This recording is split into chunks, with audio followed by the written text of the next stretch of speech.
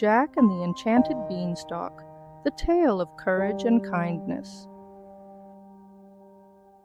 Once upon a time, in a small, quiet village nestled between green hills and sparkling rivers, there lived a young boy named Jack. He was kind, clever, and curious, but often a bit reckless in his decisions. Jack lived with his mother in a humble cottage. Life wasn't easy, and they struggled to make ends meet. One day, their last cow, Buttercup, stopped giving milk, and Jack's mother asked him to sell the cow at the market to buy food. On his way to the market, Jack met a strange old woman wearing a tattered cloak and a wide-brimmed hat. She had a mysterious glint in her eyes. "Good day, young man," she said. "I see you're taking your cow to the market, but perhaps I can offer you something better. I have here some enchanted beans. Plant them, and you'll see wonders beyond your imagination." Jack hesitated. "Beans? How will beans help us eat?" The old woman smiled. "These aren't just any beans. These beans hold magic and adventure. But remember, adventure requires courage, and magic demands kindness." Intrigued by her words and trusting his curiosity, Jack traded Buttercup for the beans and rushed home to show his mother. When his mother saw the beans, her face turned red with anger. "You traded our last cow for beans?" she cried. In her frustration, she tossed the beans out of the window and sent Jack to bed without supper. That night, something extraordinary happened. As Jack slept, the beans began to glow in the moonlight, and from where they had fallen, a beanstalk started to grow. It twisted and stretched toward the sky, higher and higher until it disappeared into the clouds. When Jack awoke the next morning, he gasped at the sight of the enormous beanstalk.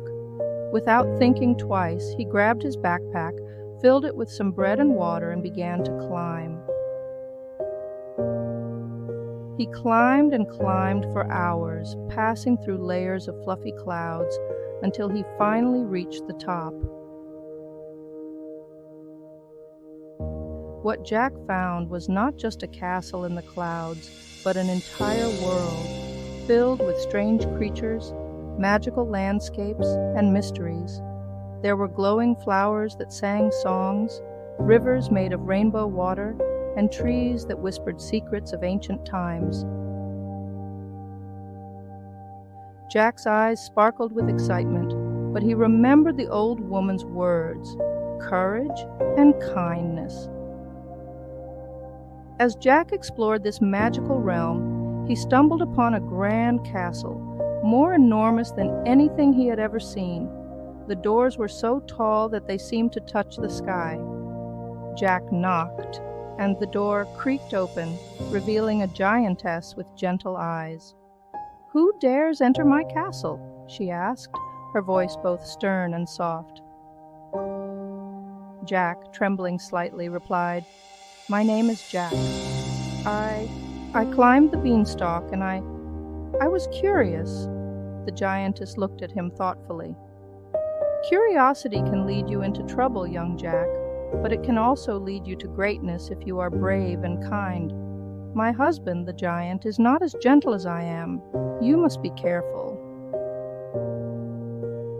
Before Jack could reply, the ground shook with the heavy footsteps of the giant returning home. The giantess quickly hid Jack in a large cupboard. Jack peeked through a crack as the giant entered, grumbling to himself. "I smell the scent of a human. What is this, woman? Have you brought one into our home?" the giant thundered. The giantess soothed him. "Oh, you're imagining things. Sit down and eat your supper." The giant grumbled, but eventually sat down to eat. Jack, still hiding, noticed something gleaming from across the room. It was a golden harp that played beautiful melodies by itself. Next to it was a goose that laid eggs made entirely of gold. Jack's eyes widened, and he couldn't help but feel a pang of greed. That night, when the giant and his wife were fast asleep, Jack snuck out of the cupboard and tiptoed over to the harp and the goose. As he reached out to take them, a soft voice whispered in his ear, "Remember, Jack, courage and kindness." Jack hesitated. He thought of how taking the goose and the harp could change his and his mother's life. But then he also remembered how the giantess had shown him kindness by hiding him. Could he repay that kindness with theft? Suddenly, the golden harp spoke in a delicate voice. "Please, Jack, don't take us. We are not mere treasures. We are beings with feelings. We were stolen from the world of humans by the giant long ago. If you help us escape, we promise to reward you, but not with gold. Instead, we will give you something far more valuable, wisdom and happiness." Jack's heart softened. He realized that taking what didn't belong to him, even if it was stolen first, wouldn't make things right. He nodded and decided to set things right in a different way. Instead of sneaking away with the harp and the goose, Jack woke the giantess. "I don't want to steal from you, but these magical beings were taken from the human world. They deserve to be free." The giantess was surprised but moved by Jack's honesty. She explained, "You are brave, young Jack, and indeed kind. My husband has been selfish for too long, and I've tried to show him another way. But now I see that it's time for a change." Together, Jack and the giantess devised a plan. They woke the harp and the goose, and as the sun began to rise, Jack and the magical beings quietly made their way to the beanstalk. But before they could descend, the giant awoke, roaring in rage. "You tricked me! You stole my treasures!" Jack, with a burst of courage, stood tall and said, "I didn't steal them.